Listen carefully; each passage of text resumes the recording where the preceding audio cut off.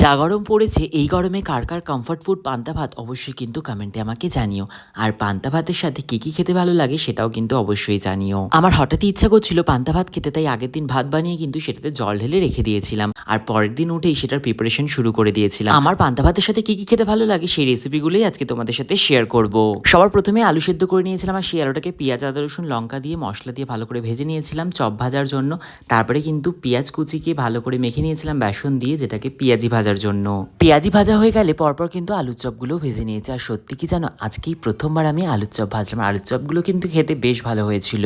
এরপর পেঁয়াজ লঙ্কা ভাজা দিয়ে আলু সেদ্ধটাকে খুব ভালো করে মেখে নিয়েছিলাম, সঙ্গে ধনেপাতা আর সর্ষের তেল। আলু সেদ্ধ মাখা কিন্তু পান্তা ভাতের সাথে বেস্ট। সমস্ত ভাজা মাখা রেডি, এবার চলো ঝটপট করে থালিটা সাজিয়ে নিই। সবার প্রথমেই কিন্তু পান্তা ভাতটা ঢেলে নিয়েছিলাম বাটির মধ্যে। পান্তা ভাত খাওয়ার সময় ছোটবেলার একটা স্মৃতি সবসময় মনে পড়ে যায়। যখন স্কুলে যেতাম প্রত্যেক দিন কিন্তু এই গরমকালে পান্তা ভাত খেয়ে স্কুলে যেতাম। তোমাদের কাছে পান্তা ভাতের সাথে বেস্ট কম্বিনেশন কি সেটাও কিন্তু আমাকে কমেন্ট করে জানিও। মানে সব থেকে বেশি কি ভালো লাগে পান্তা ভাতের সাথে খেতে।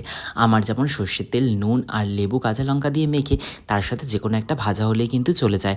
তো আমি এখানে নিয়েছিলাম আলু সেদ্ধ মাখা, সঙ্গে পেঁয়াজি আর আলুর চপ। দেখতেই পাচ্ছ এই গরমের একদম কমফর্ট ফুড পান্তা ভাত থালি, যেটা কিন্তু রেডি হয়ে গেছে। কেমন লাগলো তোমাদের অবশ্যই কিন্তু কমেন্টে জানিও। এই ছিল আজকের ভিডিও কেমন লাগলো জানিও। ভালো লাগলে লাইক কমেন্ট শেয়ার করে দিও, চ্যানেলটা অবশ্যই সাবস্ক্রাইব করে দিও। টাটা সবাইকে, দেখা হবে আবার খুব শিগগিরই।